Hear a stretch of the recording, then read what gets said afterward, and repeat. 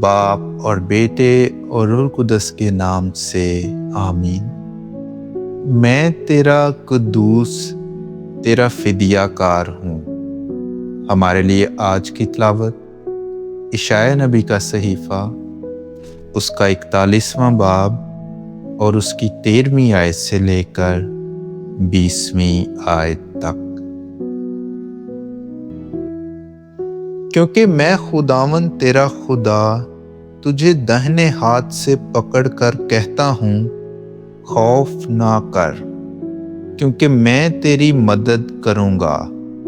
اے کرم یعقوب، اے گھن اسرائیل، خداوند فرماتا ہے کہ میں تیرا مددگار ہوں۔ میں تیرا فدیہ کار یعنی اسرائیل کا قدوس ہوں۔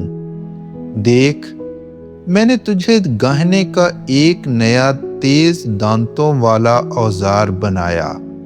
پس تو پہاڑوں کو گاہے گا اور انہیں ٹکڑے ٹکڑے کرے گا، اور ٹیلوں کو بھوسے کی مانند بنائے گا۔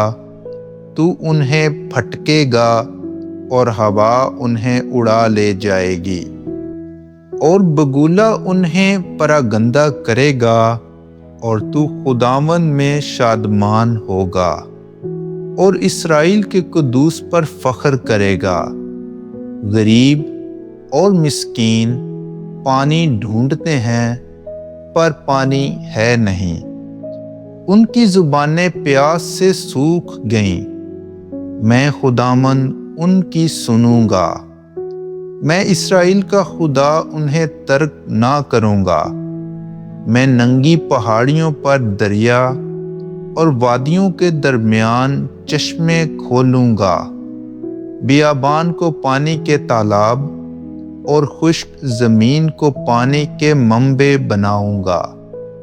میں بیابان میں دیودار اور سنت اور آس اور زیتون کے درخت لگاؤں گا، اور صحرا میں سب سرو اور سندیاں اور شربین اگاؤں گا، تاکہ وہ دیکھیں اور جانیں اور سوچیں اور سب کے سب سمجھیں کہ یہ خداوند کے ہاتھ کا کام اور اسرائیل کے قدوس کا انتظام ہے۔ پاک کلام کے پڑھے اور سنے جانے پر خدا کی برکت ہو۔